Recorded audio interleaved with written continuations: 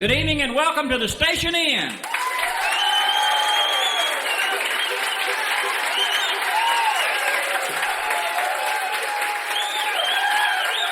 right, thank you. Tonight we're here to do a live album with Mike Snider, and we appreciate every one of you coming out, and we want you to have a good time and enjoy yourself. And you're really going to like Mike. If you like good bluegrass music and country humor, you'll love him. He's from a small town called Gleason, Tennessee. I tried to call him one time and got a hold of Jackie Gleason in Florida. The town is so small that they don't have a zip code, but Mike has one. That's how popular he is. And if there's any record executives in the audience, Mike does not want you to look at him like another artist. He don't want a major deal. He sold 1 million records out of the back of his car, so he doesn't need your help. All he wants you to do is sit back, relax, and enjoy it. Let's give a big hand for Mike Snider.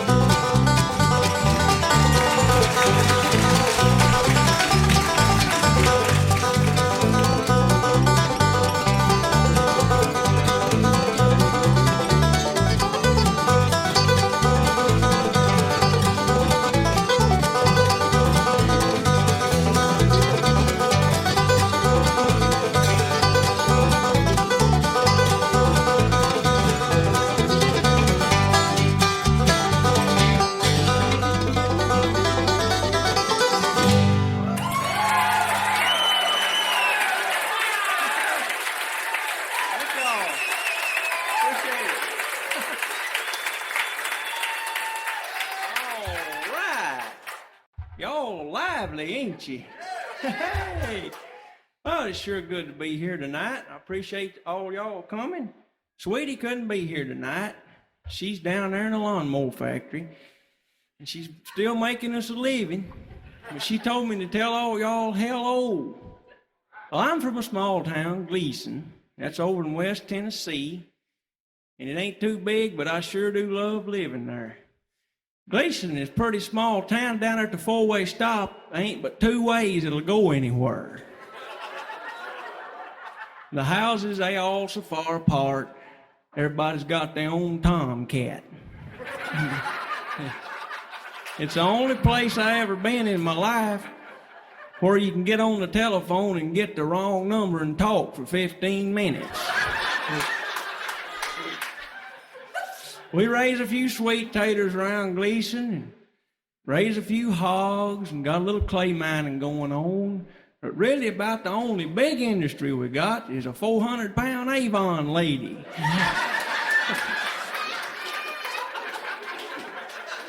The name of this song is, I named it after my hometown, Tater Town. It's called the Tater Town Special. Y'all ready, boys?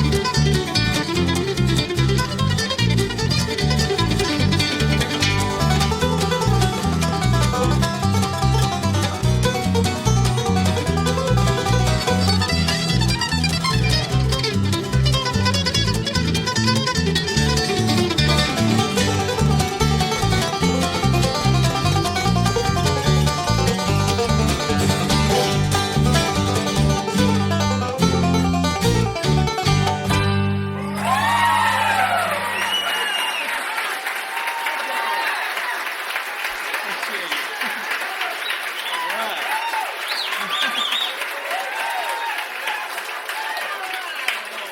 3. Now, y'all, you may not know it, but besides picking the banjo, I raise hogs. Me and my daddy and my brothers got about 800 hogs out there. So there's a whole lot of rooting going on.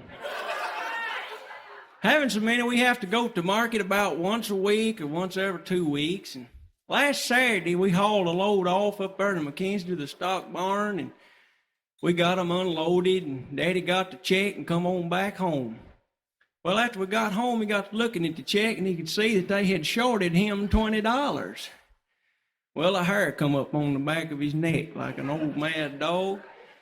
He jumped in the truck and run on back up there to the stock barn. Got out of the truck and ran in there, went up to the window, and said, "Ma'am, y'all have shorted me $20 on my hog check." She said, "Well, Mr. Snider, the reason we done that is because last week when you brought a load of hogs up here, we overpaid you $20. Daddy said, "Oh." She said, "By the way, last week when we overpaid you, you didn't come running back up here complaining." Daddy said, "Well, no, I can overlook an occasional mistake. 2 in a row is just more than I can stand."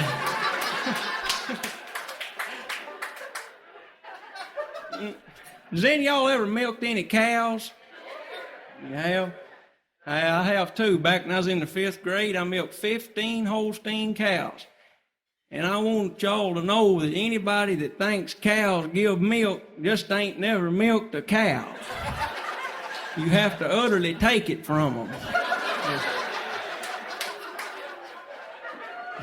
Cows are trouble, especially when they're trying to have a calf.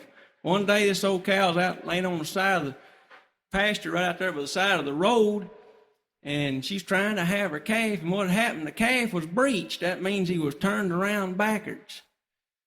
And he just wasn't having no luck coming out. So me and Daddy was trying to help this cow have a calf, and we wallowed around there about an hour and a half, and about all we could get done was get his back legs started out real good, you know. And we kept tugging and pulling, and about that time his car come up. This big old fella got out. He's about 6'3", had arms on him like a prize fighter. He said, "Boys, I'm from Memphis. I'm a long ways from home, and I'm lost." He said, "I'm trying to find the college down there." So we told him how to get to the college. He said, "By the way, what are y'all doing?" I said, "Well, we're trying to pull this calf out of this cow." He said, "Well, can I help?" I said, "Sure, give it a try." So he sat down there and propped both feet up on that old cow and grabbed that calf by the feet and let out a growl and pulled that calf right out. He got up and Daddy said, "Son, we sure do thank you. Can we pay you anything?" He said, "No, but you can answer me one question. I want to know how fast was that calf running when he hit that cow?"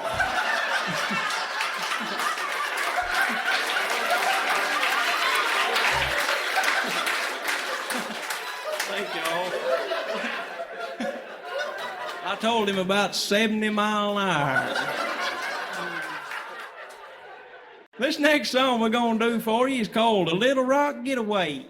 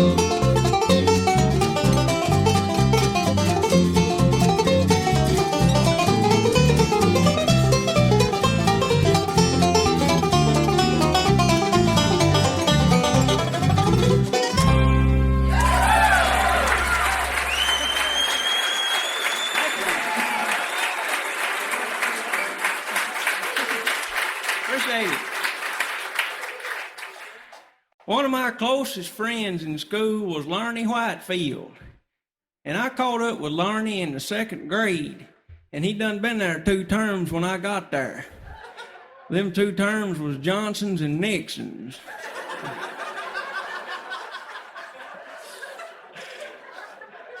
People claimed that Larney's bread wasn't all done. The teacher asked him one day, she said, "Larney, how much is 1/10 of 1%? He said, "I don't know, but it couldn't be much." She said, "Well, if you had 10 flies on your back and you mashed one, how many would be left?" Larney said, "One, the one I mashed."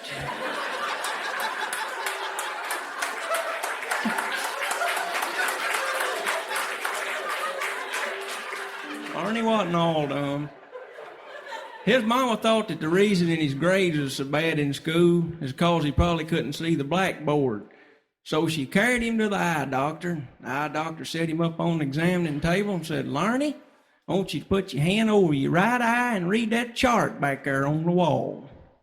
So Larney said, 38229.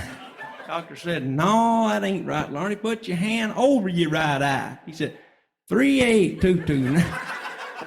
No, the doctor said, "Just hold on, son." He went back in the back room, got a brown paper bag and cut a hole in it about the size of a silver dollar, come back out and slipped it over Larney's head and said, "Now, son, read the chart." He started sniffling and whining and squalling. His mother said, "Son, what's wrong with you now?" He said, "Mama, I was hoping for wire rims."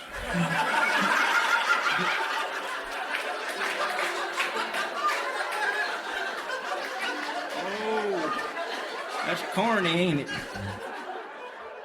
Well, I appreciate the laugh.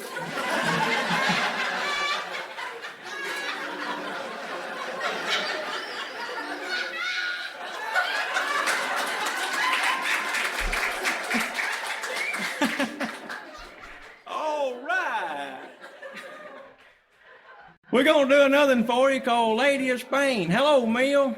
Come on in. We just in here having a big time.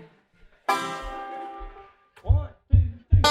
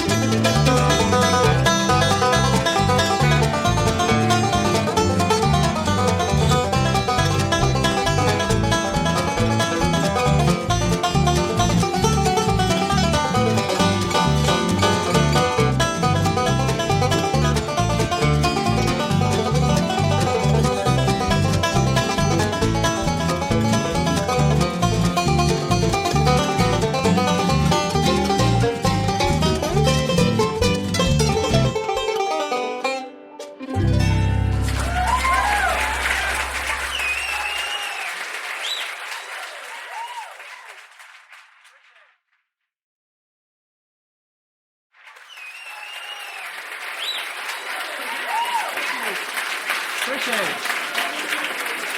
When I was little and growing up, one thing Mama always made us do was go to church. And I just about soon be whipped with a peach tree limb when I was little and I have to go to church. But as I got older and growed up, I found out that was the right thing to do because you can learn a whole lot in church. And you can learn a whole lot in Sunday school. Like a boy learned something down there just last Sunday. The Sunday school teacher asked me, she said, "Mike, how far is it from Dan to Beersheba?" I said, "I don't know, ma'am." And Delmer Joe, a friend of mine, stood up right behind me. He said, "You mean that Dan and Beersheba is places instead of people?" I said, "Well, yeah, Delmer, even I knew that." He said, "Well, you could have fooled me. I thought there's man and wife like Sodom and Gomorrah."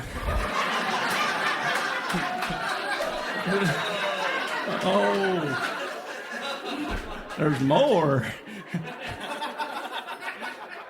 Me and Delmer used to sit together back of the church, cut up and was little. One Sunday morning, the church had invited this great big old gal to come in and sing the Sunday morning special. Mama bared down on the piano, and that gal got out in the middle of the floor and started singing. She was hitting all them high notes, and I thought to myself, that's got to be the most beautiful voice I've ever heard. And being from a musical family, I can appreciate somebody can hit all them notes. I said, "Damn, that old gal has really got a large repertoire, don't she?"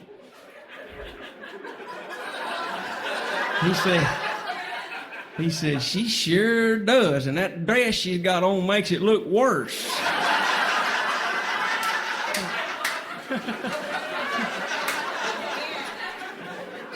Is there any preachers here with us tonight? I've got a whole lot of respect for preachers because I know they have a lot on them to get up every Sunday and come up with a new sermon. And I know that sometimes them sermons don't work. Our preacher got up one Sunday and said, if a church is going to grow and prosper, it's got to first learn how to crawl. Amen. Come from over here. He said, after a church learns how to crawl, if it's going to grow and prosper, it's then got to learn how to walk. Amen. Come from over here. Make it walk. Come from over here. And after a church learns how to walk, if it's going to grow and get bigger and better, it's then got to learn how to run. Amen. Come from over here. Make it run. Come from over here. People were foaming at the mouth. He said, if a church is going to run, it's got to have money. And a hush just fell across the congregation. And a little weak voice from the back said, let it crawl.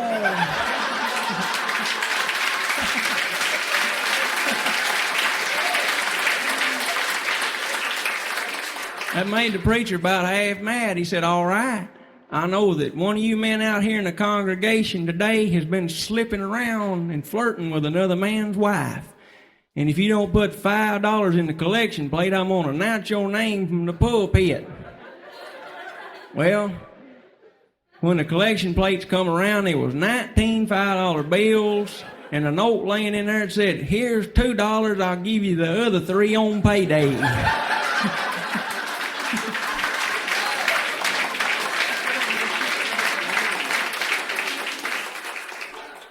When I get geared up here, we're going to do one called Chicken Necks and Wings. I'm going to sing.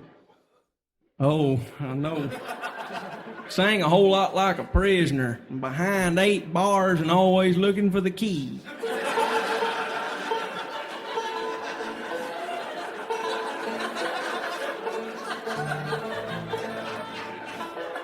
I was going to learn how to sing one time. I got back there in the back bedroom, got the guitar out, and I was singing along, and the dog was in the room, and we got to howling. And Mama come in there and opened up the door and looked, and shut the door and went on back about her business, and I started singing again, and the dog started howling again. Finally, Mama come back in there and opened up the door and said, Mike, can't you sing something that that dog don't know?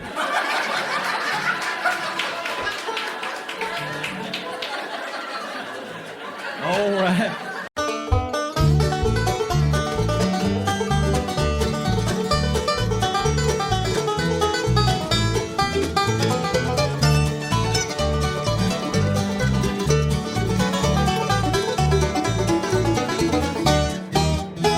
Now, we had family get-togethers back when I was just a lad.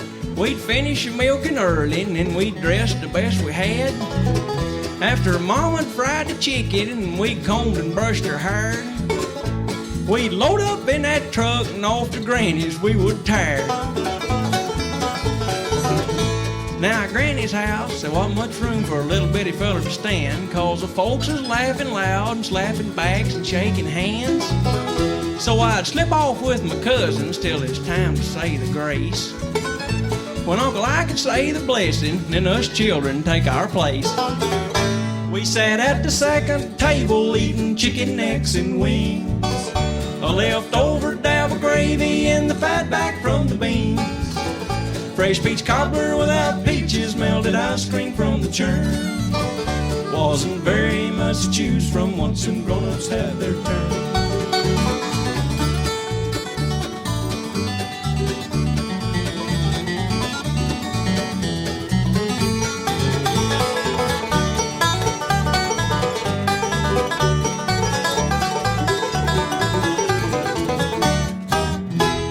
Sat at a folding table on a black piano stool, and I could hear them grown-ups talking way off in the other room. The ladies are swapping gossip between each bite and half his side. Uncle Bill, he'd tell a joke, and they just laughed until they cried.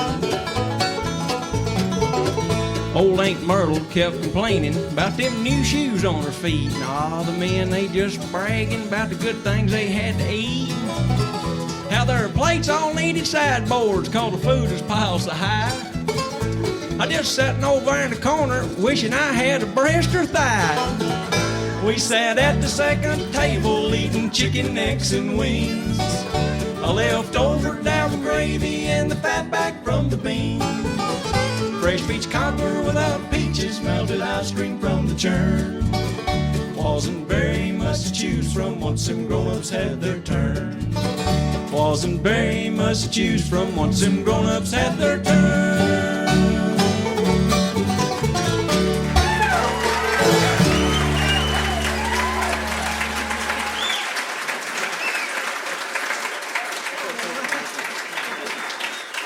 All right.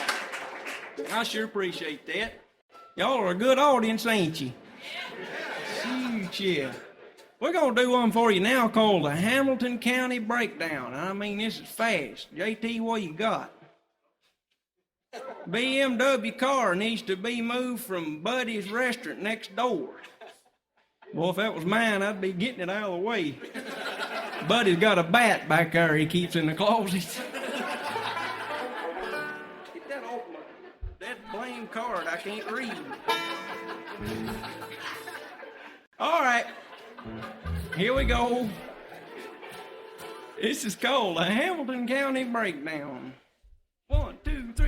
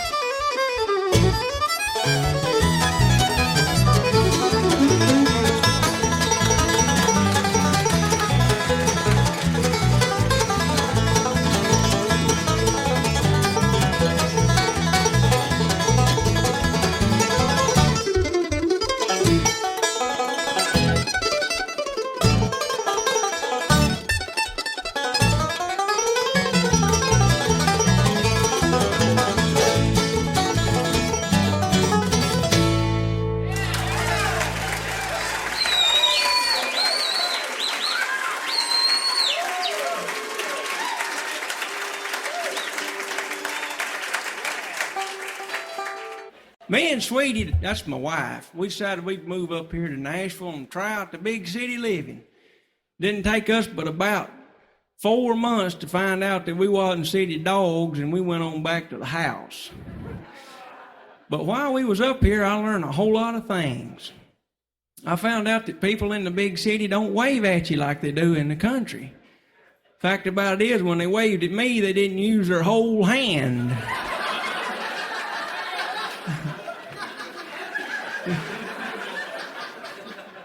The picking engagements wasn't coming in like I thought they was going to, and we got financially embarrassed. Fact about it is, we was broke. We got down so poor that a burglar broke in and we mugged him. I told Sweetie, I said, I'm going down to the bank tomorrow and see if I can't get us up some money. So I went down the next day to the bank and walked in there and seen this little gal standing there. I said, where's the loan officer at? And she pointed me over there in the corner, and I went around the corner and went in this office, and there was a man sitting at his desk. And I noticed he had his name on top of his desk. It's Dexter Cobb was his name. I said, Mr. Cobb, how you doing, old boy? He just sat there like a knot on a log. I said, you don't reckon maybe you might could loan me and my wife enough money to sort of tide us over till we could get us some credit cards, do you?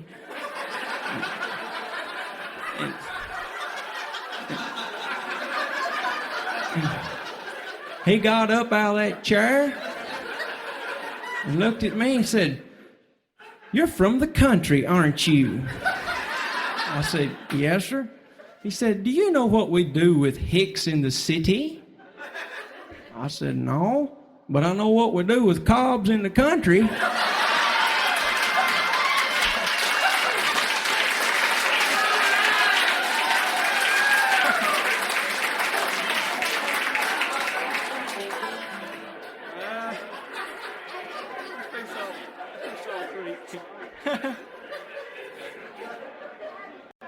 We're going to do Salt Creek for you now.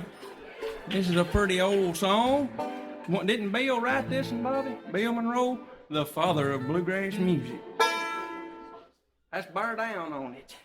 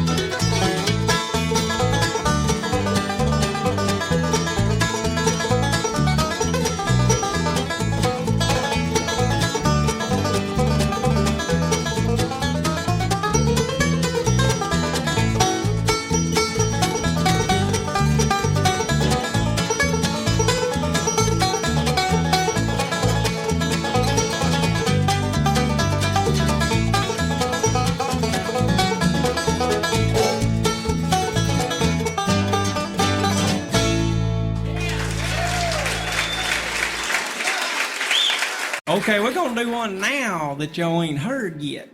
Is any of y'all out there got a satellite dish? This is about an old boy that gets a satellite dish, and he has a pretty good time with it, and he gets himself in trouble a little bit. This is called the TV Satellite Blues. I got this out on a single. It's going to come out on the radio, or it already is out, so y'all call your local stations.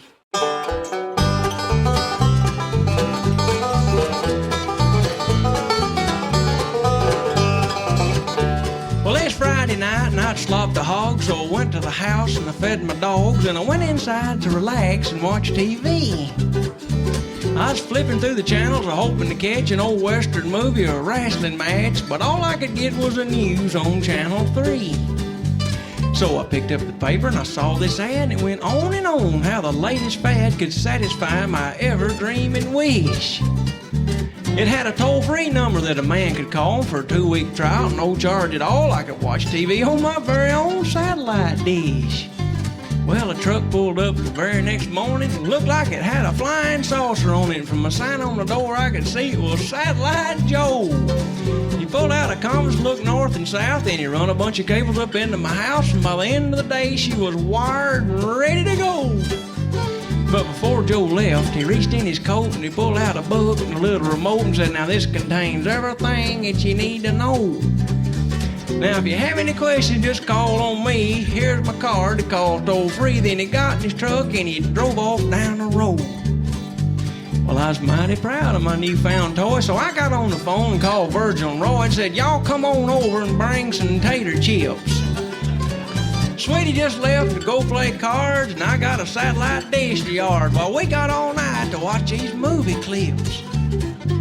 The first button I hit said Galaxy 1. I could tell this was going to be a whole lot of fun. Well, there was 24 channels on that satellite alone. There was Showtime, Cinemax, and HBO, saw a cartoon movie and a rodeo. Well, we couldn't get over what all was going on. Satellite, satellite, I watch it all day and I watch it all night. If it's a football game, the movies or the fights, I can get the world on my satellite. Satellite.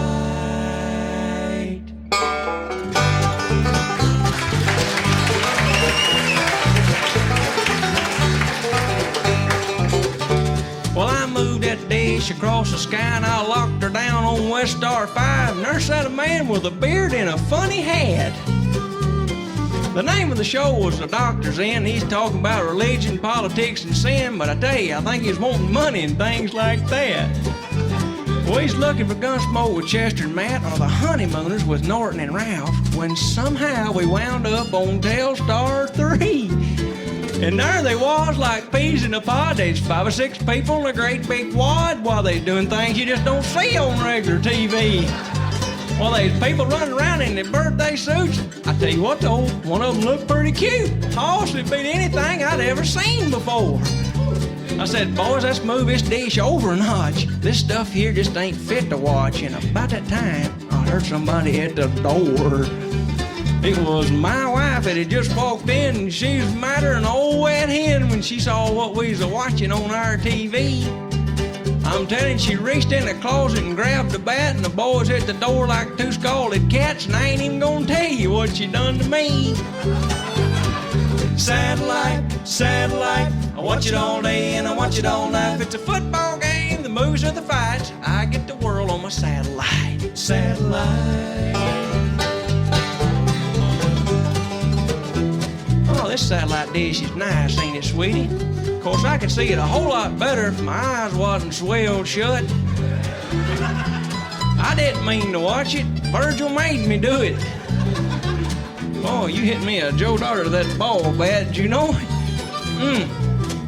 I'll be sore for a week. Let's watch a TV, sweetie. Look, there's Lawrence Welk, Jerry Falwell, and there's Jim Baker. Well, see, there's good stuff on here, too. Ah, this satellite dish is happening, you know what I mean.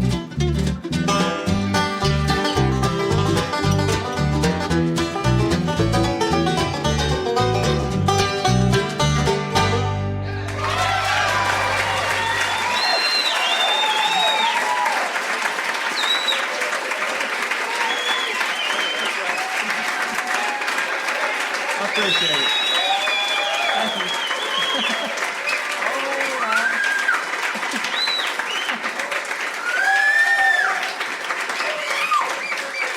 All right, well,